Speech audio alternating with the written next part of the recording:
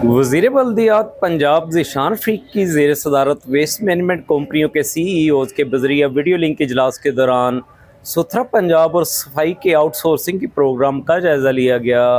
Additional secretary local government Maria Tariq ने सूबाई वज़ीर को तहसील की सतह पर कंट्रैक्टर्स के इंतखाब के जारी अमल के बारे में ब्रीफिंग दी। इजलास से खिताब करते हुए वज़ीर बल्दियात ज़ीशान फरीक ने कहा कि वज़ीर आला मरियम नवाज शरीफ पंजाब में सफाई का मेयारी और देरपा निज़ाम लाना चाहती हैं। उन्होंने कहा कि आउटसोर्सिंग का मॉडल ही दुनिया के तरक्की याफ्ता ममालिक में कामयाब तरीका है।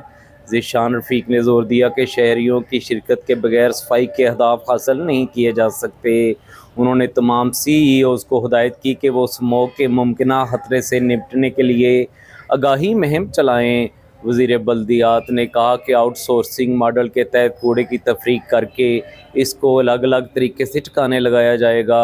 डंपिंग साइट में कूड़ा करकट महफूज अंदाज में ठिकाने लगाने के लिए लैंडफिल साइट्स बनाई जाएंगी। उन्होंने कहा कि हर गांव में एक कलेक्शन पॉइंट बनाया जाएगा जहां से कूड़ा बाज़ात डंपिंग साइट पर मुंतकिल किया जाएगा। उन्होंने बताया कि वर्ल्ड बैंक के ताउन से देहात में रवायती छप्पड़ों की बहाली का मनसूबा भी जारी है। उन्होंने कहा कि पानी के छप्पड़ एकोसिस्टम के लिए अहम थे लेकिन उन्हें तबाह कर दिया गया। ज़ीशान रफ़ीक ने कहा कि पहली बार देहात और शहरों में सफाई का यकसा निज़ाम मुतारफ़ करा रहे हैं। सूबाई वज़ीर ने इस अज़म का इजहार किया कि पंजाब में सफाई का ऐसा देरपा निज़ाम लाएंगे जिसे मुस्तकबिल में भी बरकरार रखा जा सके।